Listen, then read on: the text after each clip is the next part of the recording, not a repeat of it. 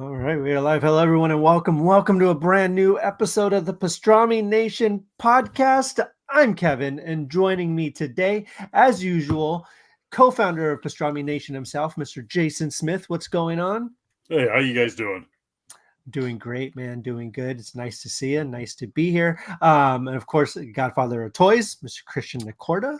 I would like to take this moment very quickly to can I just for forever now, I should have brought this up before we started recording, put to rest the Godfather of Toys. I've never liked it. And I feel like I should like my own nickname.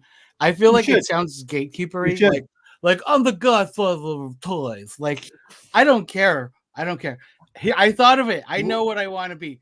Toy Terminator. Yes. Okay. If there's a toy I want, I'm fucking getting it. I will, and I'm gonna die trying. So, Toy Terminator, I am happy with that. I will happily. Let's rewind a little bit. All right. Welcome to the Pastrami Nation podcast, everybody. We are back. I'm Kevin, and joining me today, as usual, co-founder of Pastrami Nation himself, Mr. Jason Smith. What's going on, man? How you doing? Good. How you guys doing? Good. And of course, you know, what would the show be without the Toy Terminator, Christian Nicorda? What's going on? You know, that's what they've called me since high school. That's how it's been, you know, and I appreciate you guys recognizing that. Yeah, You've absolutely. Killing it in the action figure scene. Yep. Old T-bone steak. And of course, Eli, we'll come up with a nickname or something for you. Just hey, you could be the Godfather of Toys now if you want to. You could be the Godfather of Anime. You could be the Anime King. You could be the Anime. You know, we'll workshop it because I want it to be both anime and games. Absolutely. Of course, Elijah, how's your day going? Pretty good. Keeping the grades up there so I can play games. Absolutely. That's super important. Thank you all for joining us. Thank you all for checking out the show. Just basic housekeeping at the beginning here. Like, subscribe, all that fun stuff wherever you're checking this out. We really, really appreciate it. Show your friends. And check out the audio version that comes out in a couple weeks. If you don't like to, watch us, or people who like to listen to podcasts but not watch podcasts, send them their way and send the audio version their way, and I'm sure they'll love it. On today's show, we're going to be talking about Abigail. Elijah and I had the opportunity to watch it this weekend, so we're going to give our thoughts and really kind of, we're not going to get into too many spoilers or anything. I don't want to ruin a whole lot, but we'll talk about that when the time comes. And of course, we're going to talk about Deadpool and Wolverine. Got a new trailer, came out yesterday. Or was it yesterday? Yeah, yesterday. Came out yesterday. We're going to talk about that, give our thoughts on that. And Eli X-Men 97. X-Men 97. We're going to talk about X-Men 97, where it's at right now, what we're thinking about it, and what we're vibing with it. And Eli's going to give us a quick Helldivers 2 update at the end of the show. Talk about some of his progress. Talk about some of the stuff going on with the developers and some of the rumors and speculation of things to come. Just to clarify real fast, I know you don't know this, but it isn't my progress. It's everybody's progress. Everybody's working towards the same goal. You're part of it, though. Yeah. You're part of it. I've made very small dents. No, but you're doing your part to, what is it, for democracy? Democracy. That's very cool. All right, y'all. So let's start out by talking about Abigail. Abigail is a new film from Radio Silence, and Radio Silence is a film production collective. They specialize in kind of like horror comedy type films, kind of genre bending movies that generally take place in the horror space. They're known for their short films in the VHS series in Southbound. Their feature film debut, which is still my favorite of theirs, was Ready or Not. I don't know if you all had the chance to see that, but I absolutely love Ready or Not. That was the wedding one, right? That was the hide and seek one where they play the game of hide and seek, and it turns out she marries into the family. They have a special tradition where the person marrying into the family has to play a game with them, and if they survive the night, they're fine. That movie's crazy. It blends horror and humor in such a cool way. It's so funny. It's so smart. It's absolutely clever. I absolutely love it. Then these guys went on to do Scream, the reboot, Scream 5, essentially. Then they did Scream 6, and now they're doing Abigail. So this movie is directed by Matt I have a trouble saying his name. Bettinelli Olpin and Tyler Gillette. They're two of the founders of Radio Silence. And it's kind of basically what it's about is about a group of criminals. They decide to kidnap a 12-year-old girl, and they're locked in a house with her, trying to hold her for ransom overnight, not realizing that she's a vampire. Not just a vampire, but a ballerina vampire. Nice. So no, not nice. No. Shenanigans ensue when she is out for blood, and they're all locked in this house, and they have to survive the night with her. The movie, it's a good movie. I did have fun with it. I actually really did enjoy it. It mixes humor and horror, and there's a lot of blood. And it's a vampire film, right? Like, you kind of know what you're going to get into when you go see it. Like, you know what to expect.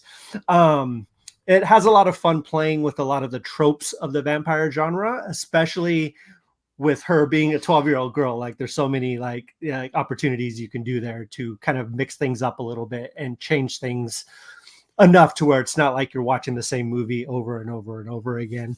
The vampire genre is a good one. I mean, there's a handful of movies in the genre that really define it. You have things like, even Bram Stoker's Dracula from, the 90s with Keanu Reeves and Gary Oldman. The original Dracula. Francis Ford Coppola. Yeah, the original Dracula. Even got things like Blade and even Twilight, right? Twilight is where we're at now with vampires. So this movie was kind of a good way to kind of bring things back to a regular, like a bloodthirsty vampire type story. Thank God, too. Yeah, thank God. Much more of those Twilight vampires. Yeah, the film stars Melissa Barrera, Dan Stevens, Catherine Newton, Will Collette, Kevin Durand, who is amazing. Angus Cloud. So Angus Cloud was from Euphoria. He unfortunately passed away fairly recently.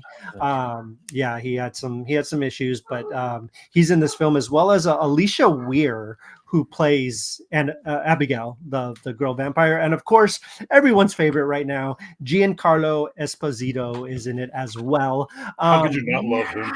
Yeah.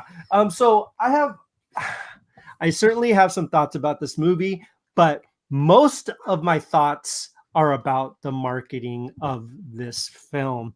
So we've seen the trailers, we've seen the poster. I just gave away the plot, right? She's a ballerina vampire, 12 years old.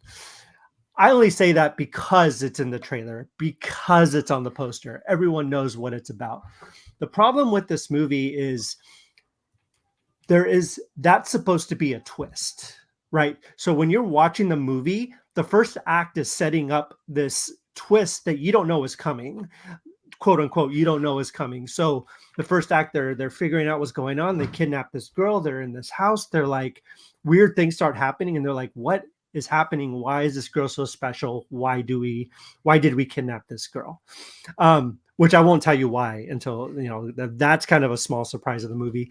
But then it kind of falls flat, because once you get to the point where you're like, she's a ballerina vampire, you're like, oh, like, okay, like I knew that. Like the trailers told me that already. So there's no surprise. Like, it's like the first act sets up something that we already know, which is kind of a bummer, because you can tell the intention of the movie, specifically that first act, was to be like, oh my gosh, like she's a ballerina vampire. Like, that's insane. Like, that's crazy.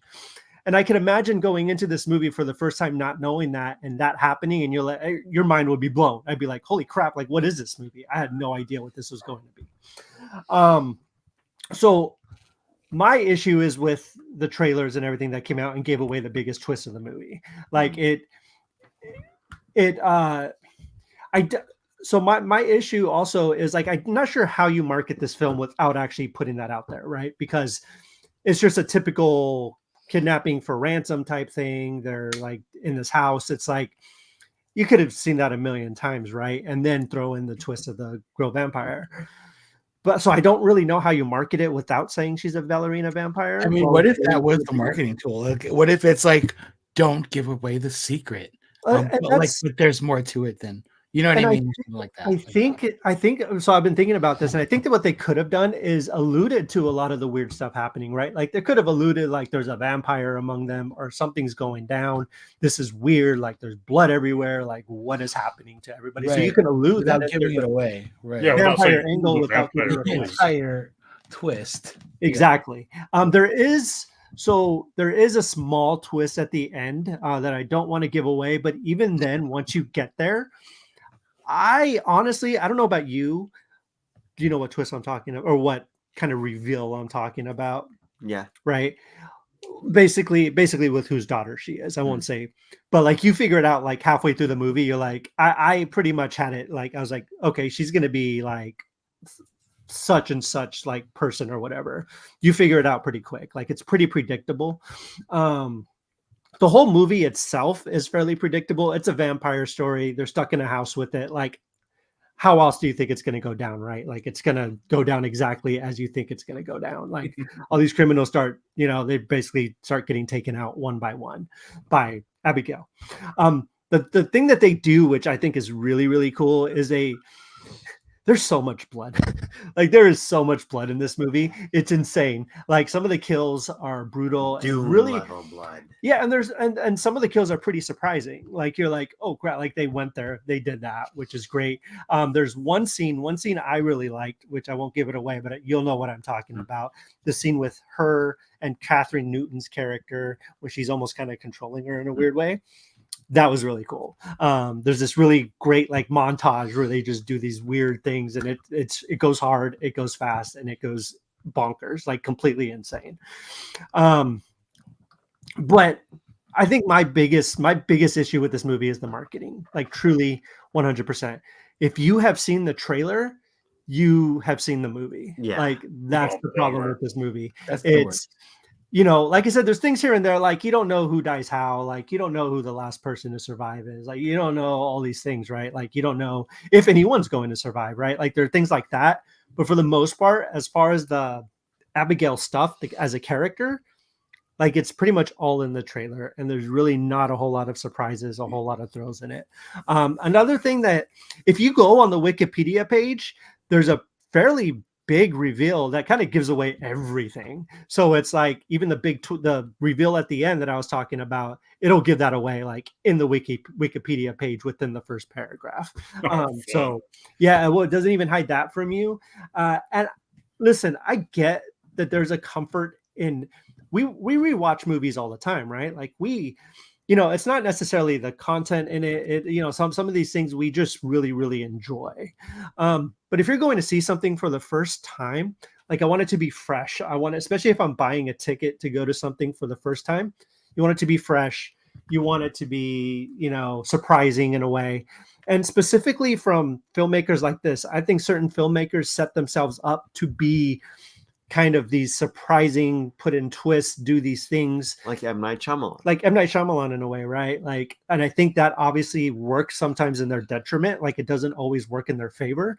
And I feel like that's the problem with this movie, is that there's some stuff in it that just it isn't as clever as they think it is. You know what I mean? Like you'll be watching it and you can tell that they think like, check this out, like wink, wink. You're like, I've seen this like before.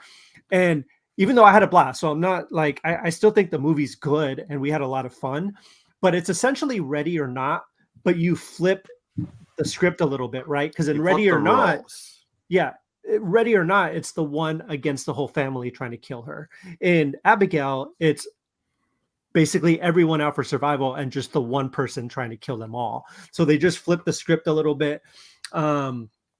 And it's set in a big mansion type thing, just like Ready or Not. And there's gratuitous in the best way amount of blood. I cannot emphasize that enough and how cool that is. I freaking love it when blood is just like splattered all over the screen. Like that's one of my favorite parts. Ridiculously gory. And I love it. But they also stole that from Ready or Not. There was a scene at the end of Ready or Not where they just explode, sorry, spoilers, but where things go down and everything's covered in blood. Same idea, same thing happening here. So I think I'm sitting like, if I on a pastrami scale, it's a decent like 3 out of 5, right? Like it's not bad. It's not amazing, but it's fun. Like I can totally see this movie, especially a couple years from now when people have almost kind of forgotten about it a little bit. When you show this to a friend or like at a sleepover or around Halloween time, you're like, hey, check this movie out, and don't tell them anything what it's about. I think that's the kind of movie it is. Yeah. Yeah. Nice. You have to let it cool off a little bit. I think as soon as it cools off, and I mean, I don't want to go ahead. I think maybe that would work this Halloween even because absolutely it's getting destroyed right now at the box office. It's not doing well at the box office. What movie's out? I'm going to be honest. When you guys were talking about Abigail, I saw the thumbnails on Instagram. I'm like, what the hell is Abigail? It wasn't until you described it, and I'm like, oh yeah, I completely forgot about it. Civil War, exactly, and warfare, that's the thing. God, no, yeah, no. I was just wondering, Civil War. Civil War beat it in its second weekend out, right? And Abigail came out this weekend, but Civil War is holding strong to that number one spot even in the second weekend. Have you guys seen Civil War? I've not. Yeah, I need to see that. Yet. We want to see it. So I have a couple of things that I just bringing that up because. One, what a crime! Like, what an awesome experience that like you're robbing the audience of. But I get that because you're put in that like pickle of like, how do you market this exactly doing it? And I somebody had to make the decision like we're gonna spoil it because I think we'll get more seats or more asses in the seats. The other thing too, I think there is a history of trailers that criminally like just give away the whole thing. My least favorite trailer, or the top for me, number one, is the Evan Almighty. Sequel. Yeah. To Bruce Almighty, the Steve Carell one. That one it's the whole movie, beginning to end. But also kind of a way to pivot because this trailer just dropped was the Transformers 1. That's the whole movie. It's the whole thing. They gave it. There's like, they're gonna show them like become like a more ultimate form. Like, what a cool reveal that would have been had I been watching the movie that you didn't have to make me watch on my phone. Like, just real quick. So anyway, Abigail, 3 out of 5. Go check it out. I think it's fun. It's a good time. But you've seen the trailers. You did that. Let's talk about that Transformers 1 trailer. Can we? Please. I did not like it at all.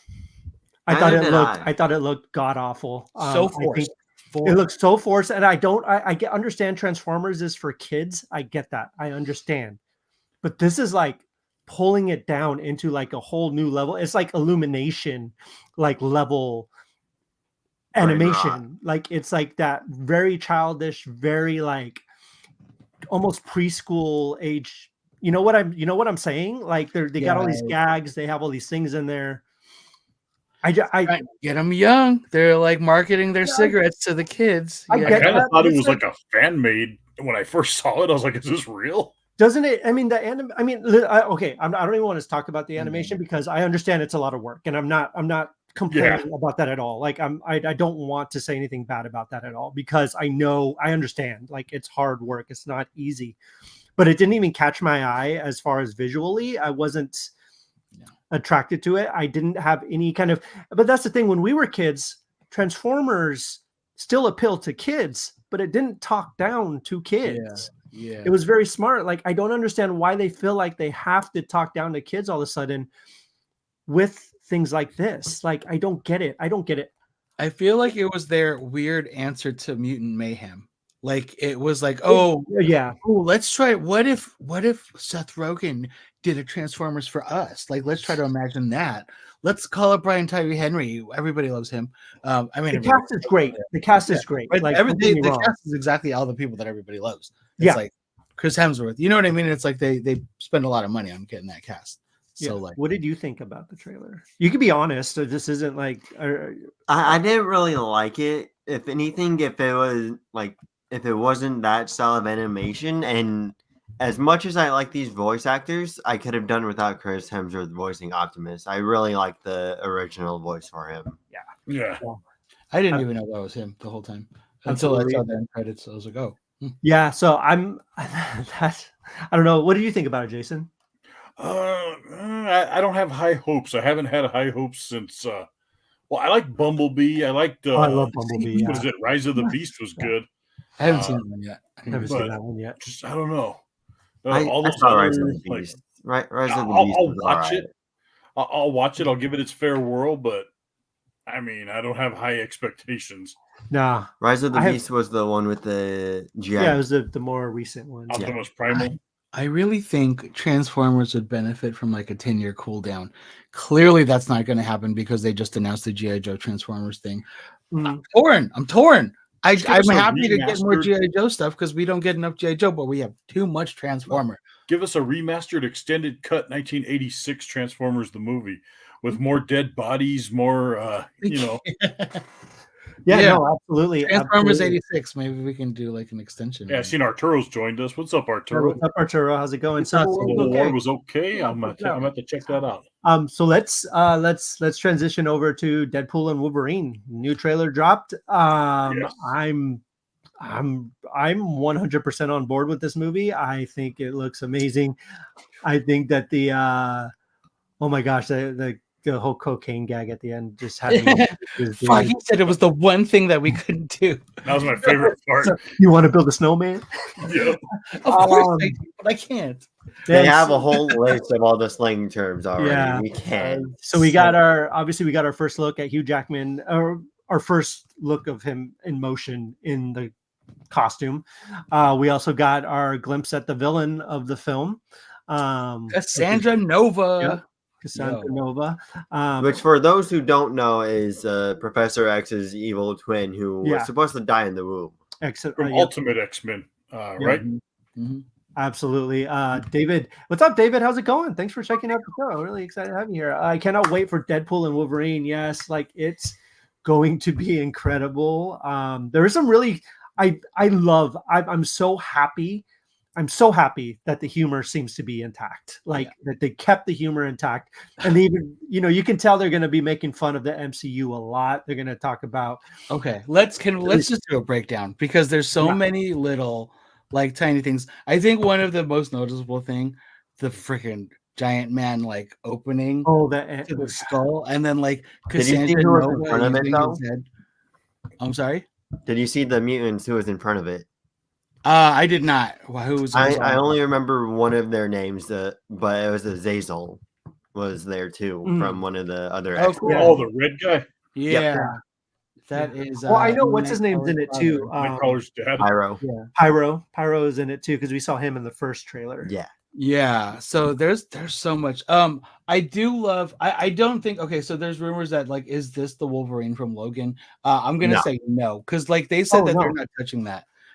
But I do think this is old man Logan, right? Like this is he got tricked into I won't spoil it, but like obviously we get why he's all down too. So I think that's interesting to do that, to kind of play with a broken Logan, because we just got that from Logan. We kind of got that from Into the Spider-Verse with the Peter B. Parker. You know what I mean? So that's kind of a cool arc for him to have. I do think that trailer was mostly like the first half hour of the movie. They already said that that's pretty much what it was. Like really? Okay. Yeah, that's really exciting then. Even the footage they showed at CinemaCon, which was essentially the same footage, if I'm not mistaken, from all the descriptions I read, is from this trailer. And they said at CinemaCon that like that's only the first they said it's only like the first half an hour of the movie. There's a lot of implications. He was like the whole like whiskey dick with your claws.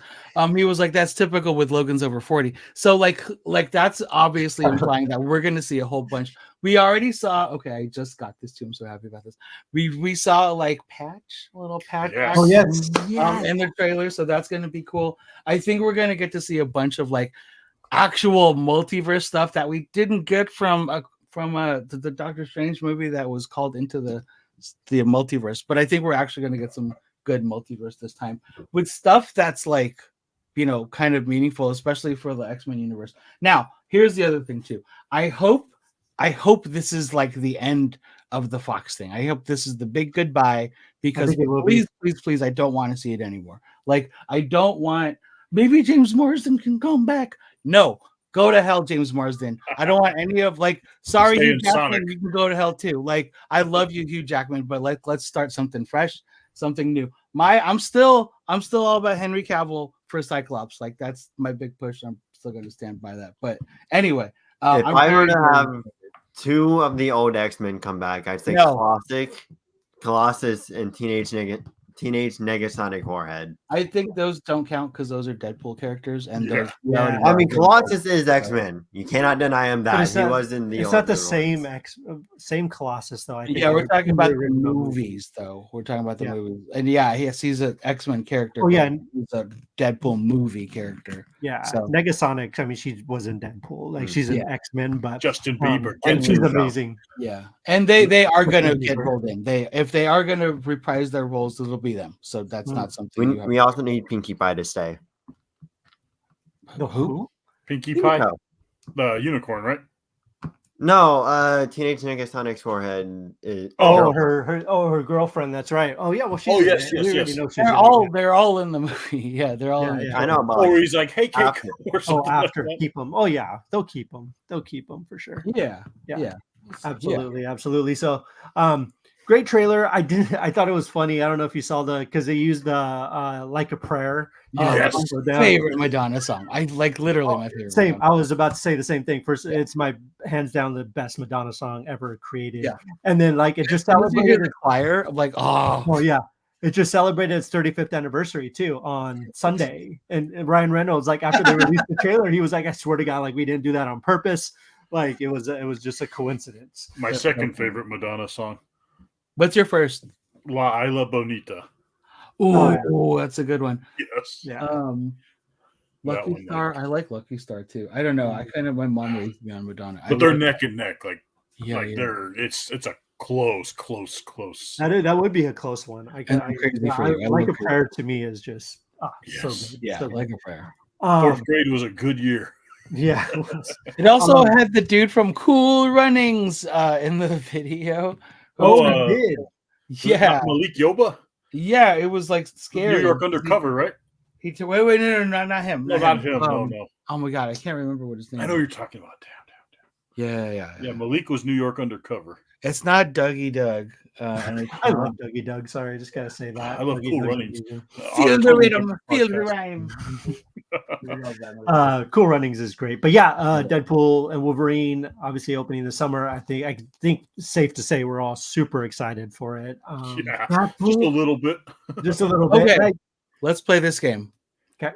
Does it break $1 billion? Oh yeah, Of course. easy. Easily. I think this is probably the easiest billion since Endgame. Not gonna lie. Yeah, Jason, you absolutely. if you had to put your own money down. Well, okay. Are you willing to wait. If I had money, I'd bet all of it. Whoa. Eli, I don't know Gambling, that. Okay. So, actually, I rewind. I forgot about the R-ness of it all. Yeah, because it's a rated R movie. It's still rated R. Yes. The last movie made like 700. We're still gonna find a way to. No. But that's what we're talking about, the box office, right? So, what was the last rated R movie to hit $1 billion? Only one. Joker was the only one. The only rated R movie to make $1 billion. Listen, if I think if Joker can do it, Deadpool can do it. It's Wolverine in a yellow suit. Yeah, I think it'll barely get there, but I think it will get that $1 billion. I think the R is going to be detrimental to it. I think the R is going to hold it back a little bit. But if it was PG-13, let's say, it would easily cross the $1 billion. Okay, I think there's enough. I'm sorry. Go ahead. No, and plus, I think a lot of the kids who weren't able to watch the original Deadpools when they came out are able to watch them now, and they can go to the theaters to see this one. So you have a whole generation of like people like me who've been watching Deadpool with my kids long before they should have watched Deadpool, but now they're able to go see Deadpool. Right. You know what I mean? So I think there's that aspect too. So I think I don't know. I think it's going to be an easy $1 billion. It'll cross it. Yeah, I think the obvious thing though, and there's a lot. Obviously, there's so much running on this, because this is the first kind of real thing that we're seeing between like the Fox Disney merger. Yeah. We're finally getting to see a Fox character. We know where the state of the MCU is right now. Like this can bring it all back, right? And I think that's the opportunity. So this will make $1 billion, I think, regardless. But I think what it has to be is not just good. It has to be fucking like it has to be like Yeah, it has to be like, I don't know, Endgame It style. has to be like Gear 5 level peak. I think it will be, and I think they know that it has to be. I think that bringing Sean Levy on board. Sean Levy was a very interesting choice because he is very he knows how to make movies for audiences, right? Like I wouldn't particularly say he's a good director, but he knows how to make those big budget comedies or action stuff, right? Like, I mean, he did obviously Real Steel was a real like cloud. It didn't do very well, but I think Real Steel, fun. I love Real Steel. Yeah, that was the I robot love Real fighters, right? Steel. Yeah. With Hugh Jackman. Yep. Yeah. And he also did what else he did with he's done like 2 movies with Ryan Reynolds. Free Guy, he did the Adam Project and Free Guy. Project. Yeah, I love those movies. So he's gonna do. Yeah, I think he knows. He has his pulse on what the audiences want and what audiences like, and I think that's what he's going to bring to this movie. This is okay. I feel like, and not to pivot too far from this, because we kind of briefly talked about the rumors of Raimi coming in for a Spider-Man 4, and I was kind of not for this. I still kind of stand by that. Understandable, right? And I like that's kind of, I mean, coming after like oh my God, what's this? John Watts? Is his name? Oh yeah, John Watts. Yeah. John Watts. Yeah. And I think he kind of has that same energy as like Sean Levy does, of like like being able to kind of. I agree with that energy. It's like colorful. It's fun. It's adventure. Like it ties you in. I'm not saying that Raimi doesn't have that. But I don't know that going backwards is the right move for Spider-Man. Are we going really back to like the original director again? You know what I mean? So now we have same producers again, the same director again. Like don't we want to go forward with Spider-Man? Like we finally got make good points. No, absolutely, 100%. And I think that I think the thing with the MCU is it's too big. So I think Sean Levy works within that world perfectly because he'll go out there and he'll make the movie that everyone wants them to make, right? That everyone wants him to make. So he'll make that one that's going to appeal to everybody. Someone like Sam Raimi, even James Gunn to an extent, all these guys who come in to make these MCU movies, not saying there's a lot of problems on the set or anything, but there's always that kind of push and pull of what the studio wants and what they want. Whereas, and again, it's not a bad thing that Sean Levy's willing to do that, right? Because he knows what works. But then you have people like the Russo brothers. I feel like that about too. I feel like they're not work for hire per se, but I do think that they come from television, right? Where everything is kind of by the books. This is how we have to do these episodes. This is how it has to work. I feel like they're kind of in that zone too when they're making the movies, but it works. It works really well. So, I mean, yeah, I think Deadpool is certainly going to make over $1 billion. I think this is going to be the reset it needs. I think people are going to come back to the MCU. I'm just very, very excited to hear the fanboys, the fun, toxic fanboys, the ones that we all love, talk about how Disney decided to go woke and make Deadpool gay.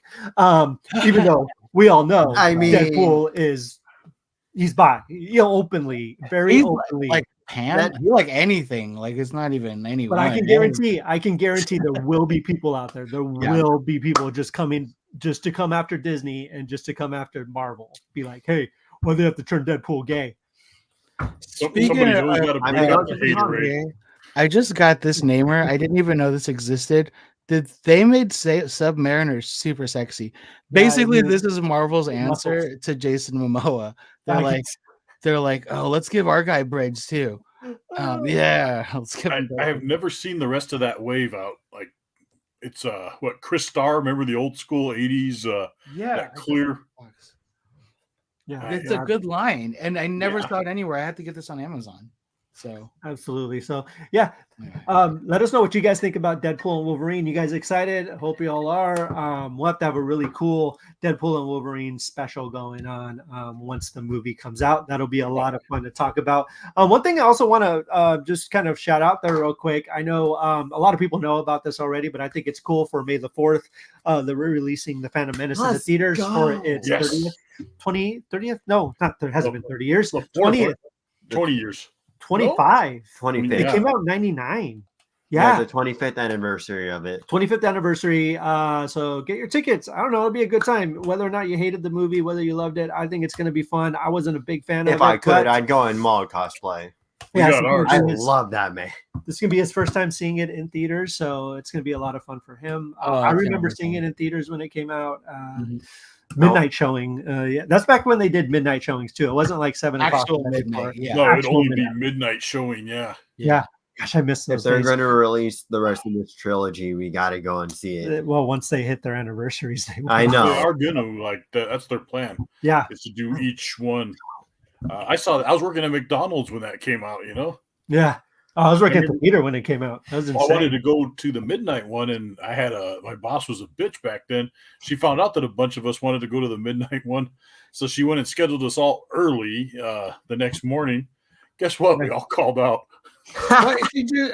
Yeah. What did you expect? Like, man, sabotage you guys. I also want to talk about just a couple pieces of small disc news. Physical media is coming back our way. We're getting some 4K restorations of some really, really cool things. The ones I'm most excited about, because it's being re-released in theaters also for its 25th anniversary, is the South Park Sing-Along Edition. Oh my I'm so excited. I need to go see that in theaters so bad. But they're releasing that and Team America World Police on 4K for the very first time, which is going to be incredible. Both of those films.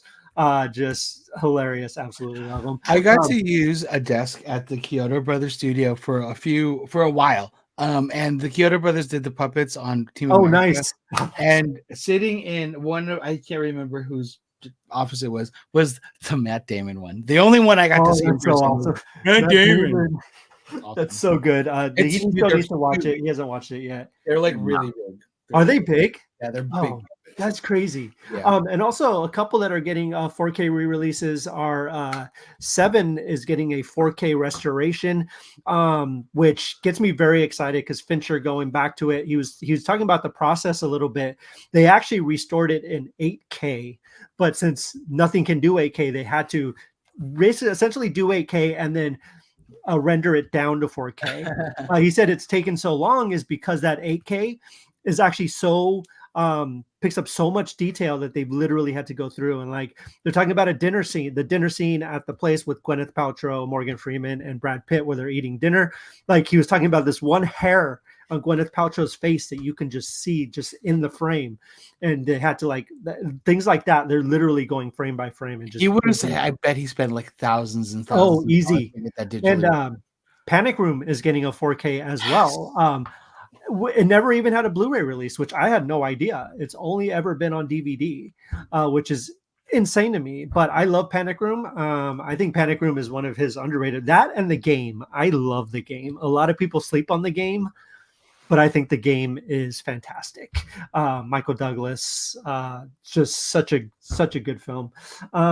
But yeah, so I wanted to shout those out because those are going to be very, very exciting when they come out. I'm very excited for South Park. Not going to lie, that one I'm very curious to see what they do. South Park and 7 are the two that I'm really, really looking forward to. But yeah, keep an eye out for those. Since we were talking about X-Men earlier, let's talk more X-Men. Let's talk about X-Men 97. Yes. Remember it. Remember it. Oh gosh. Remember, there will be spoilers here, by the way, guys. If y'all haven't caught up with X-Men 97, we're gonna talk about stuff that happened. So hopefully you guys are caught up and ready to talk about it. And also, as always, let us know what you think about the series so far and what we're talking about and stuff. So whoever wants to start, go for it, man. Let's dive in a little bit. Completely different universe. I don't care if Lobo says he's the main man. The main man is Gambit. God damn it. Yeah. Or at least he was. He was absolutely. So Christian, Jason, one of you guys want to take it away? Talk about the show a little bit. What you guys are thinking about it? How you guys are feeling about where it's going and stuff like that. I'm loving the whole dark approach to this. This is like I feel like all of us that watched it when we were young are all grown up now, so we need a more adult-based X-Men. And heroes die, Well, you know what though? Like I was watching some of the older episodes. That was dark. It was very dark. Yeah, that should not have been for kids. That's why it was so good, Yeah, and I think I'm glad they're continuing that with this. Like they're not dumbing it down like they did with Transformers 1. Like, yeah, that's good. I think like we got lucky growing up in the 90s and in the 80s. I think more so in the 90s. In the 80s, the cartoons, nobody's looking like, man, what a touching episode of Masters of the Universe. But like, dude, Batman the animated series, like X-Men, You know what I mean? Like Batman Beyond. Yeah. Like there was so much like good animation for us just coming home to, like, let alone like DuckTales and, like, you know what I mean? Anyway, Gargoyles. also, what was it? Heart of Ice, that episode, that single episode Oh yeah. of Batman the Animated Series. Anyway, X-Men 97 is like a whole other thing. By the way, I don't know if you guys were able to find any of these X-Men 97 figures, but this little guy right now, if you check on eBay, is going for like $120. Holy crap. Yeah, Rogue is like 90 to 100 something bucks too. I've never seen those two. I've only seen Bishops, Storm, and Executioner. Yeah, I've got everything on card. And then this was like I kind of made sure I'm such an X-Men freak. So I'd buy Executioner just so I can torture him. It's a cool figure. It's a really clean line.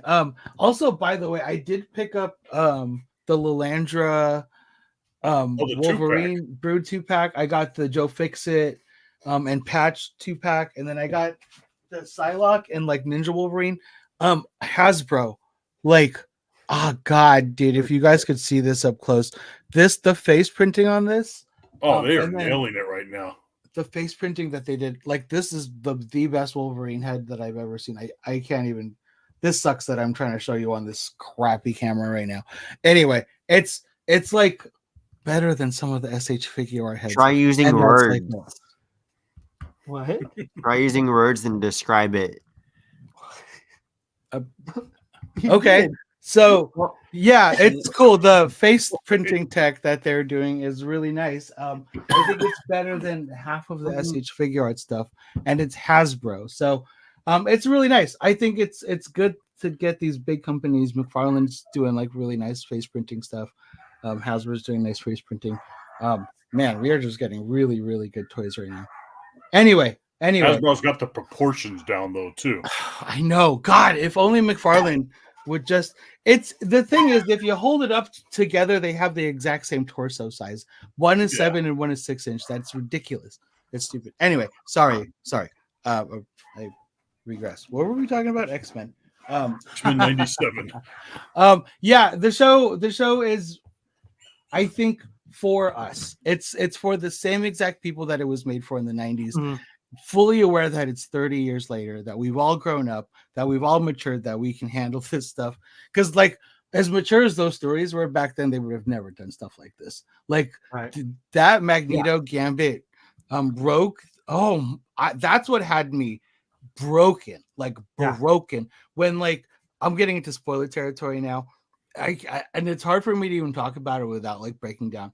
But then when, like, Rogue and Gambit are pleading to each other, like their case, basically, like, Gambit's like, you know, some things are deeper than skin, and then she's like, some things aren't, and it's like, oh god, like, it's just hit so hard. And then, like, for her to, like, right before, to have the realization of, like, I messed up, like, damn, like, I had it and I messed it all up, like, so beautifully written. And, like, I think also, like, obviously, if you're caught up, episode 5, everything in this show was leading to episode 5.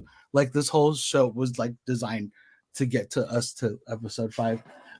Episode 5 is kind of bookend by 4 and 6, and, like, 4 and 6 has its kind of story with Storm, which is beautiful. We'll get to see Forge. Also, the Jubilee thing was cute. That was cool.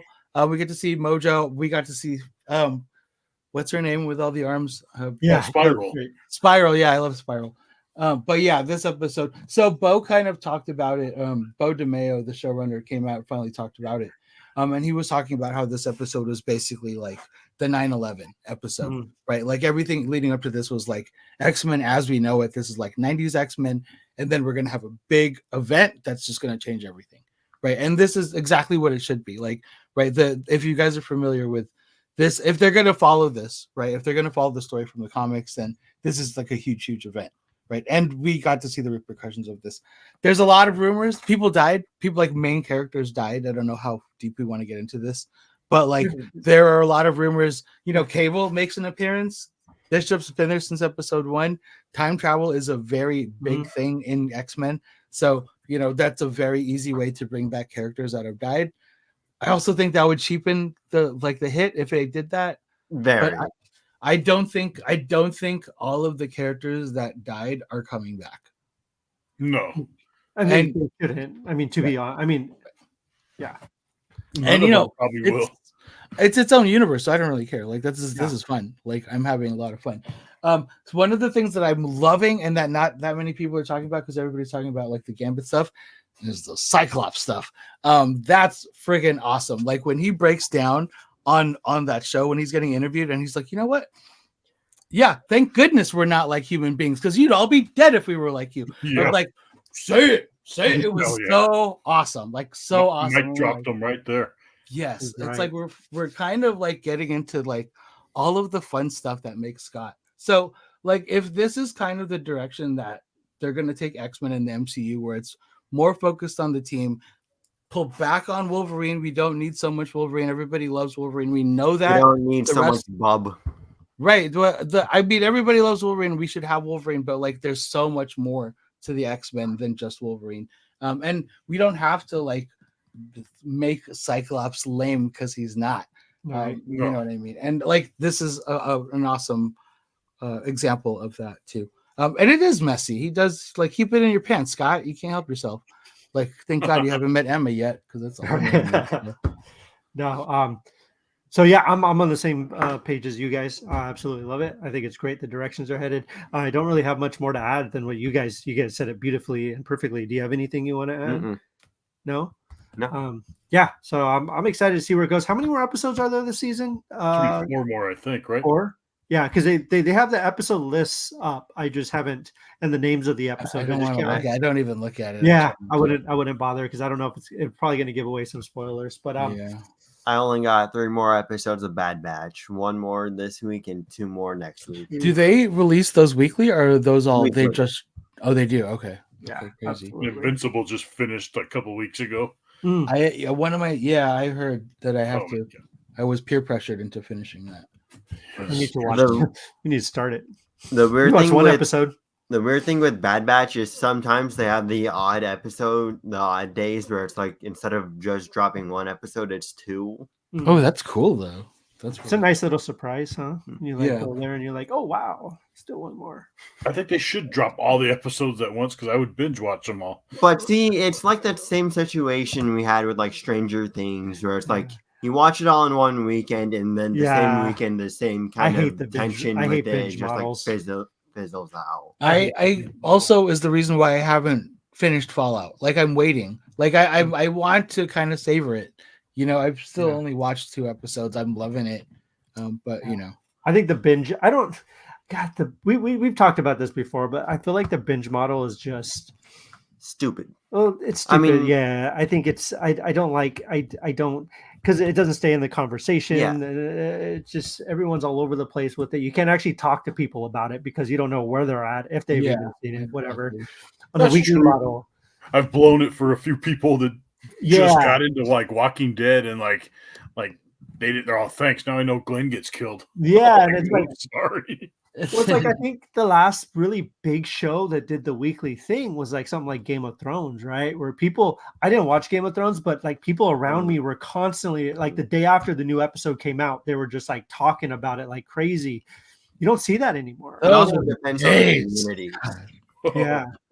Yeah, for day, like it's crazy. Like I don't know. I wish they do more like weekly releases because I also feel like it builds the anticipation and it builds excitement more for it, and you actually get excited for it, right? Like you actually want to see what's coming next. House of the Dragon is coming back, so that's really good news. So that's true. Yeah, that's very true. Like people slander on like the multiple episode long anime fights, but for those that are anime only, they get like the anticipation build up. They get the drama for it. They get the story. You have to lead up to it all. Yeah, which I think is really cool. So yes, everyone, I'm not sure I don't have to tell you all, but go check out X-Men 97. It's on Disney Plus. There's 6 episodes out now. Go check it out. You won't regret it. I think it's really good X-Men. Really, really good Marvel, and this is it's one of the best reviewed shows of the year. In anything, not surprisingly at all. And I did read like officially they have 3 seasons that they're already committed to. They're working on the 2nd season right now.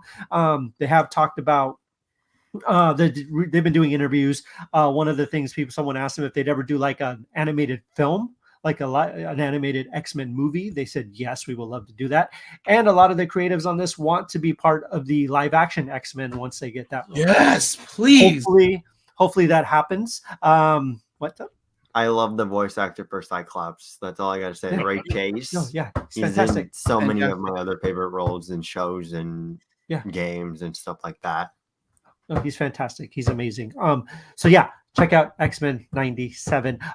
So we have a couple more things real quick. But Eli wants to do his Helldivers, I think, which we'll do in a second. Yep. But I also want to remind everybody of this upcoming weekend. I'm going to be at C2E2 in Chicago. I'm going to be updating stuff on Pastrami Nation. We'll be taking pictures, doing some live videos and stuff from there. So check out all the socials over there. Check out the Facebook, check out the Instagram, check out the Twix, YouTube. We'll be posting stuff all weekend, so it's gonna be really, really fun. It'll be my first time in, pretty much my first time in Chicago, and pretty much definitely my first time at C2E2. So it'll be great. Yeah, it's gonna be a good time. So definitely keep an eye on Pastrami Nation for all that stuff because it's going to be a lot of fun. Fingers crossed. It's supposed to be really windy and really rainy. But you know what? Windy City. It is. I'm going to be inside, so it's okay. I'll be fine. I mean, you have that really nice rain jacket that you got for Christmas. I do. Absolutely. I do. Definitely. So let's move on to some Helldiver stuff. Eli's been playing Helldivers 2. He wants to talk about some updates and just some of the stuff that's been going on with Helldivers over the past couple days. Really wholesome I wanted to share real fast is somebody shared on the Helldivers Reddit how they didn't have the money to buy Helldivers, and somebody else was like, send me your Cash App. That's cool. He did confirm afterwards that he got $50 to buy Helldivers. Really and he was a Helldivers 1 vet. So that's awesome. That's really cool. Yeah, I like hearing that kind of stuff. That's what gaming should be. A positive, fun experience, community experience for everybody. But there's this one kid. I don't remember his name, but he's a traitor. He's been branded a traitor. He does nothing but TKing. Continue. So I'm mostly going to do leaks and how the war is going. So just real quick, can you explain what you mean by how the war is going and Helldivers 2? What's the basic premise of the game, and how do you know what's the Terminids, the bugs, and the robots attack Super Earth, and now we are basically retaliating, or so we think, into a war, and we are for the most part winning it. Okay, but I mean, right. But what I'm saying is, though, so it's basically just people playing all around the world. Yes. For anyone who's never heard of Helldivers, it's just basically it's a player versus player, essentially, right? Or is it players? PvE. What's that? PvE. Oh, okay. So players versus everything. Okay, gotcha. So you guys are all a team. Yes. So there's no winning or losing for you. There's like stats and stuff, but like you're not dying from someone killing you. You're dying from the bugs or whatever. There is team killing available. So when I mean everything, I mean everything. Oh, okay. No, I gotcha. Okay. So what's been going on? So for leaks, we have drivable vehicles like a 4-man APC, a Patriot mech. Okay. We're also going to be getting support NPCs and a new faction to fight against called the Illuminate, which is psychic aliens that were once enemy factions in the first Helldivers. Oh, cool. That sounds fun. And we have a bunch of other weapons, bunch of new stratagems, bunch of new grenades, bunch of other leaks that I could not find. Okay. And these are planning to release within the next couple months? They don't. The Illuminate, the devs are still working on those. We have very early designs. Some are colored, some aren't. Okay. So how's the war going so far? I'm listen, I'm scared. I got to figure out that I got to know that everything's going okay. So you have to tell me that we're winning because I don't want the bugs. We are winning for the most part.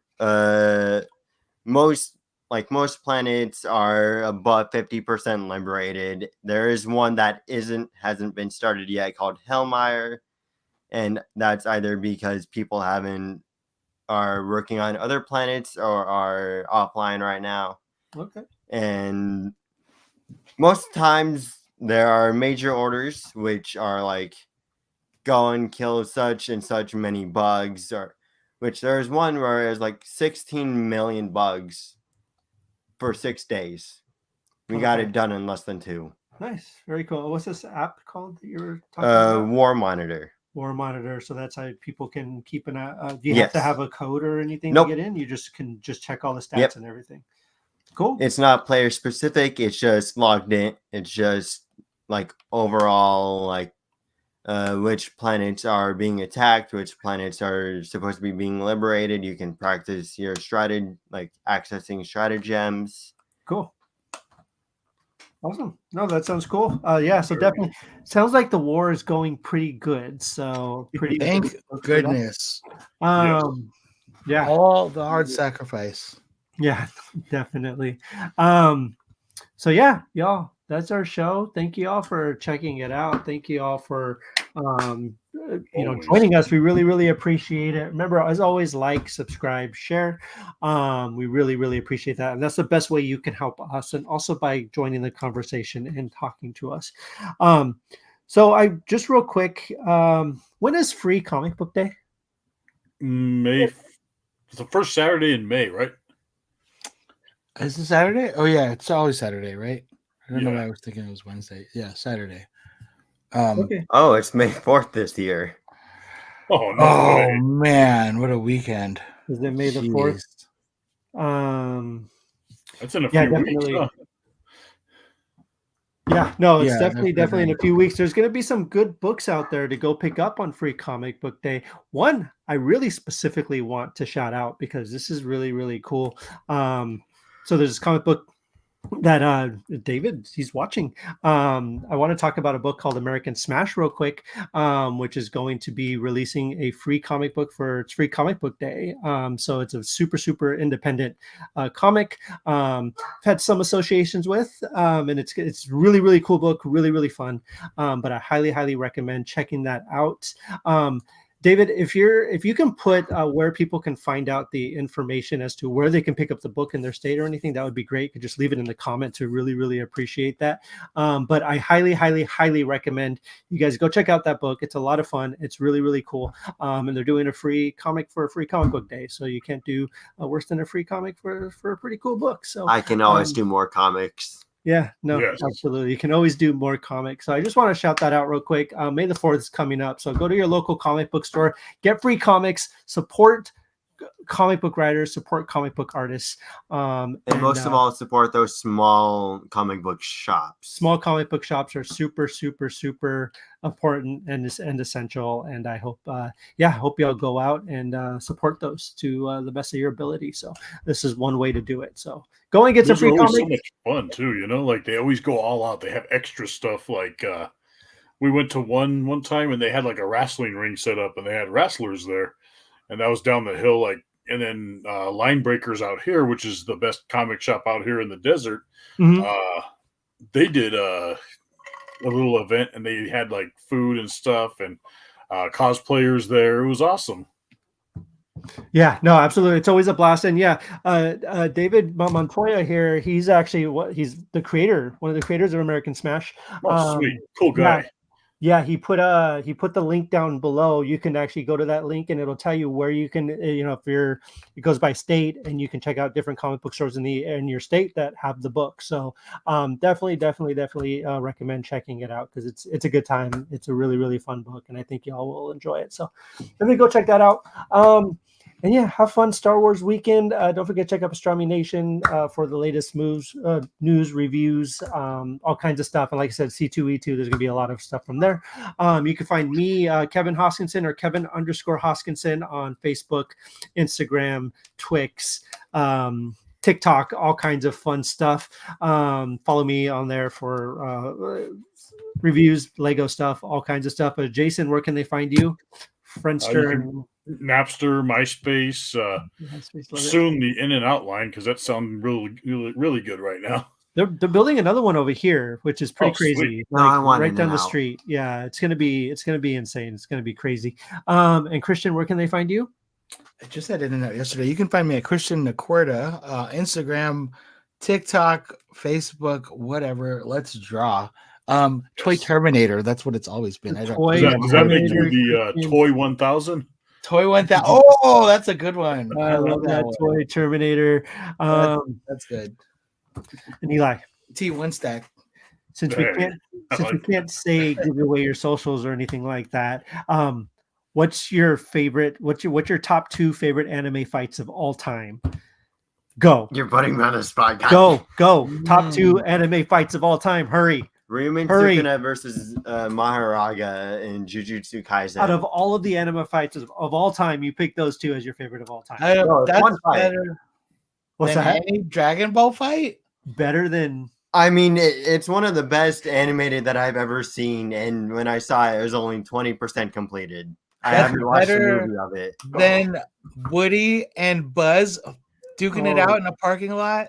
No, I mean, if we're also talking verbal fights, then that's going a lot deeper.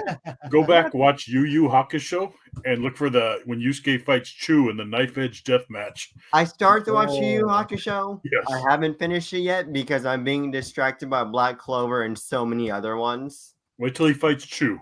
That was my favorite fight out of the whole thing. I gotta check that out. And Eli, I gotta check out the Jujutsu Kaisen. The first season is on Hulu if you have it. Absolutely. Good to know. Gosh, I think that'll be a fun episode. Just talk about our favorite fights of all time. Like, doesn't even have to be anime. Just like top 5 favorite beatdowns. Like, oh, I don't know. That just seems like a lot of fun. That's another podcast for another time. Thank you. I know. Wait. We have to. That's got to happen now. It will happen. It will happen. We'll make it happen. Podcast. We'll certainly make it happen. We'll do a ranking or a team. We'll do something. It'll be fun. Anyways, thank you all for checking out the show. Thank you all for joining us. We really appreciate it. Let us know. Keep the conversation going. If you have any thoughts or anything about this episode, leave the comments. We're always checking them out and see what's going on. So we will talk to you guys later. Have a good day. Have a good night. And take care of yourselves and each other. We'll talk to you later. Bye-bye. Take care, guys.